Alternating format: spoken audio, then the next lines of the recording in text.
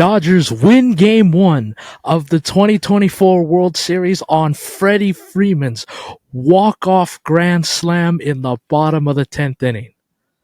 What a game and what a win. Unbelievable. And it's only Game 1. We got 6 more games of this potentially. I don't know where to begin with this game. Just Freddie Freeman.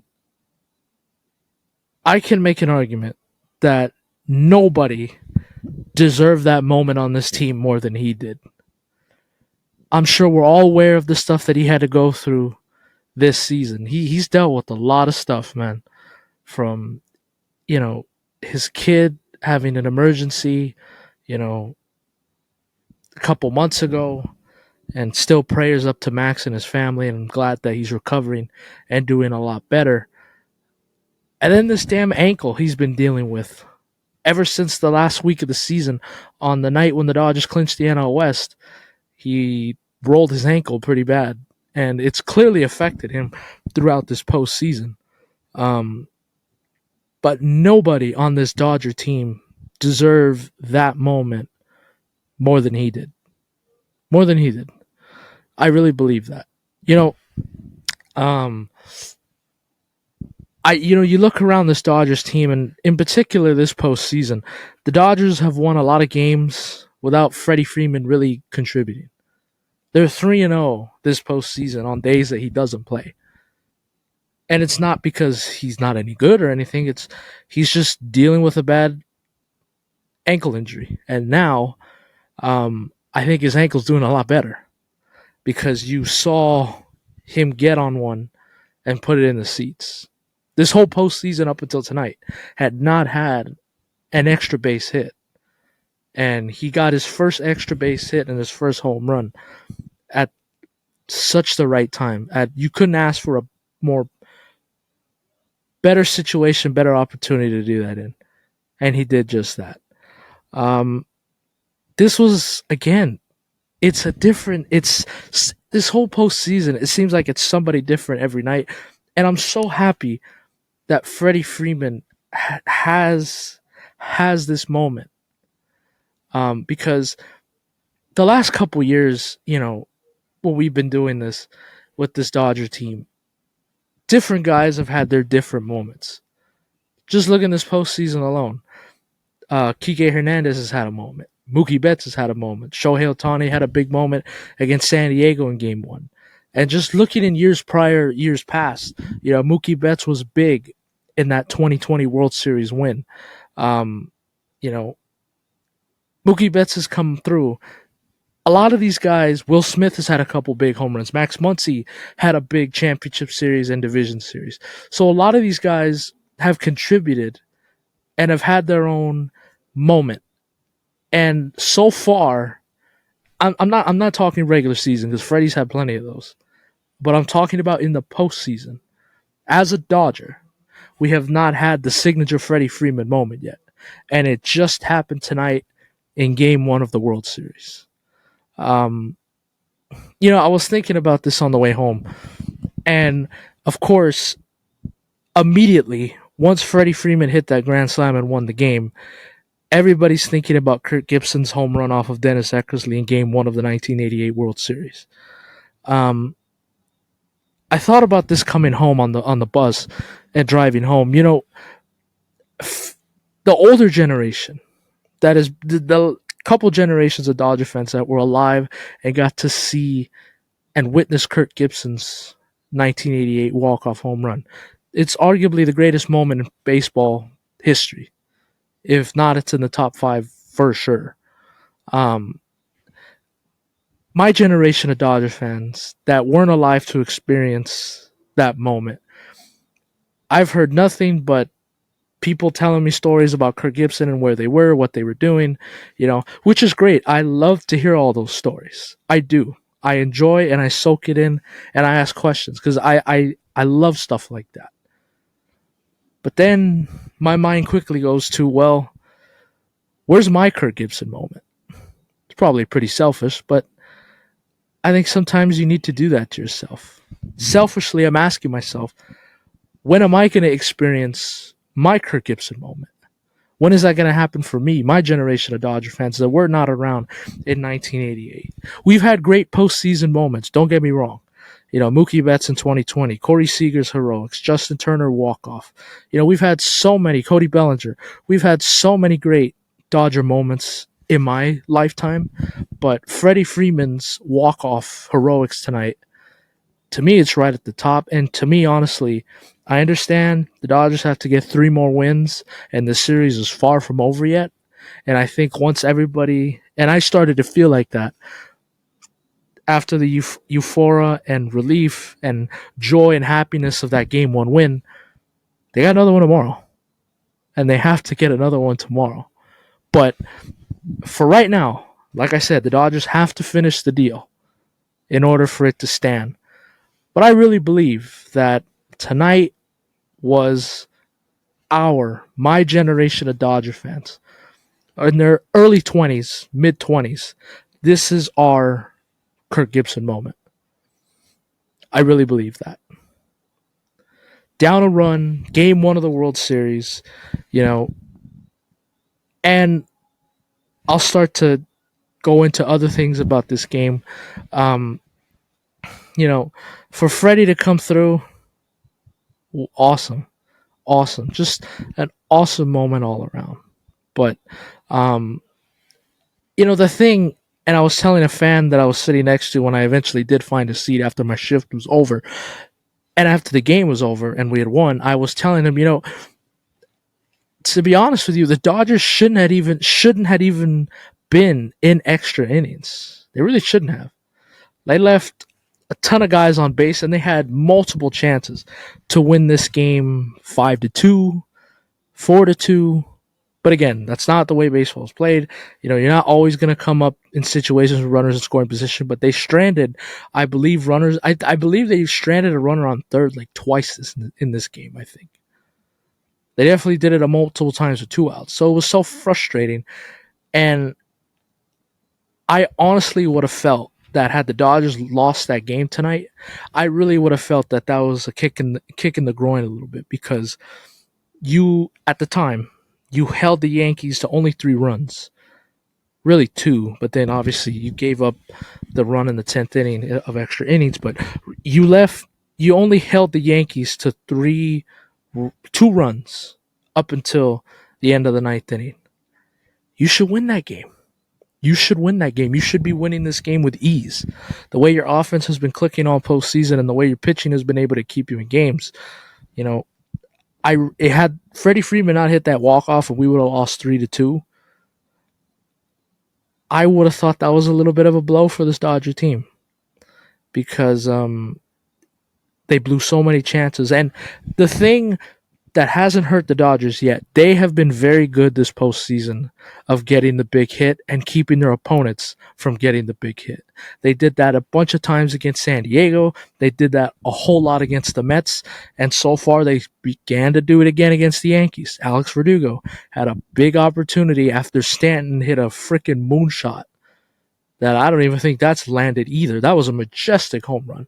You got to understand, home runs that are hit by the foul pole, by the bullpen, they don't go. That thing literally looked like it went above the foul pole. That's what of a majestic shot it was. And honestly, Giancarlo's been on a heater this whole postseason. All I can really do is just sit back and just laugh for a second, like, wow, this is going to continue.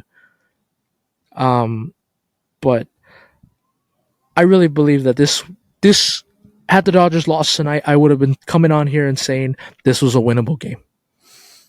Because like I said, the Dodgers have done a good job of, when they get runners in scoring position, they've done a good job this postseason of cashing them in. And they've done a great job of keeping their opponents from doing the same. And tonight it was flipped. Now, the Yankees had their chances too, and they couldn't cash in. But the Dodgers left, to me, many chances to bust this game open and win 4-2, 5-2. But again, not going to complain, because Freddie Freeman, again, made us forget all about it. Jack Flaherty, not bad. He was actually pretty good today. Just gave up the one mistake to Giancarlo, which to me, I really didn't think it was that bad of a pitch. I mean, would I have liked to see that curveball lower? absolutely. But these guys are great hitters, man. These are professional hitters. They're gonna golf that out, and hit it, and that's what Giancarlo did. So I thought he was okay. Wasn't bad. Flaherty was good. He gave this all. He kept us in the game. And I think if you're the Dodgers and starting pitching, you just want the starter to go out there and keep you in the game. Keep you in the game and let the offense go to work. And Jack Flaherty did that.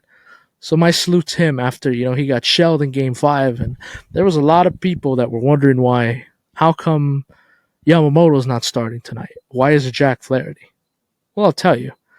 You want Flaherty back there in game 5. You want Yamamoto in game 2 and in a potential game 6. And you want Walker Buehler in a game 3 and a potential game 7 for a world championship.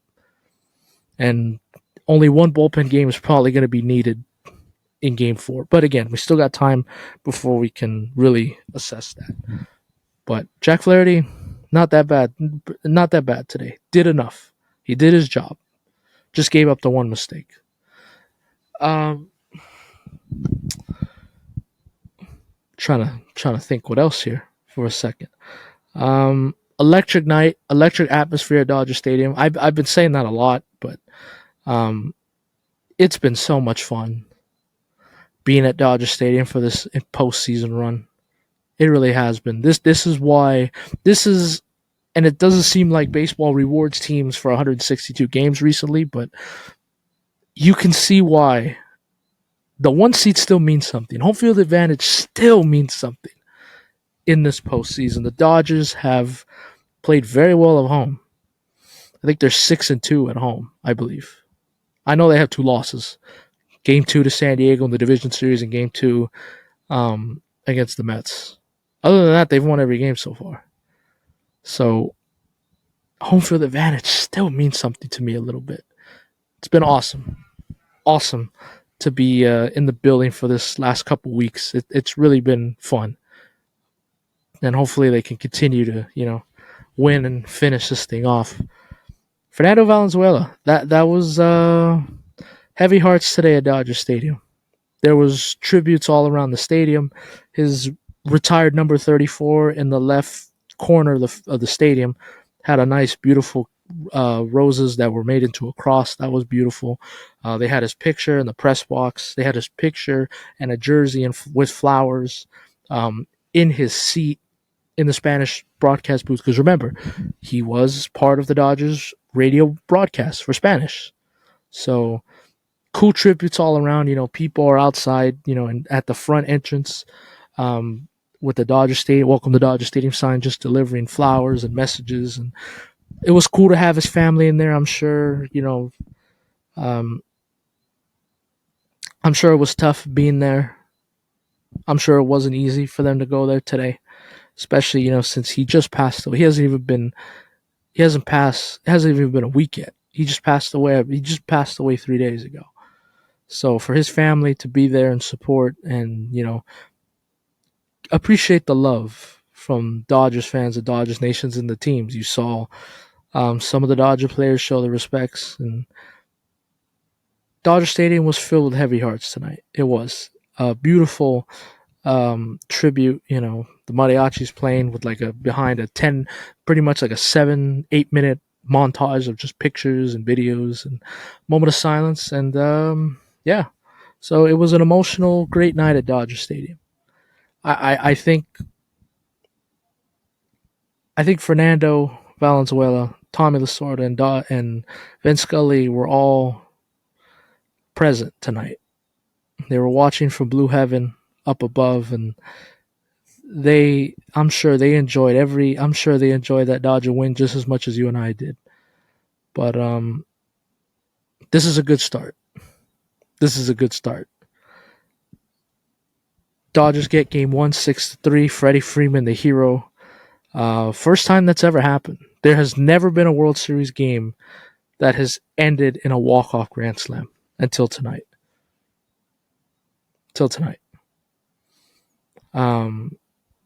History. So if you were one of the lucky people to be at the game tonight, whether you worked at the stadium or you bought a ticket, you got to see history. It's never been done before.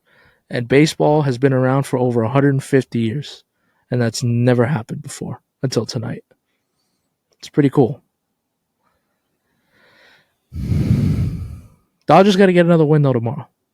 I know it's crazy to turn the page so quickly and so fast, but believe me, I believe these players are, by the time they get home, they're going to be like, all right, that was fun, but you got to get another one tomorrow.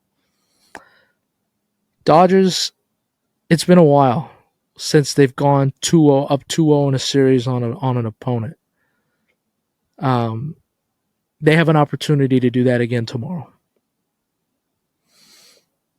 And listen, you obviously I've said this all postseason, but you're gonna get the Yankees' best shot tomorrow because they do not want to return home down 0-2.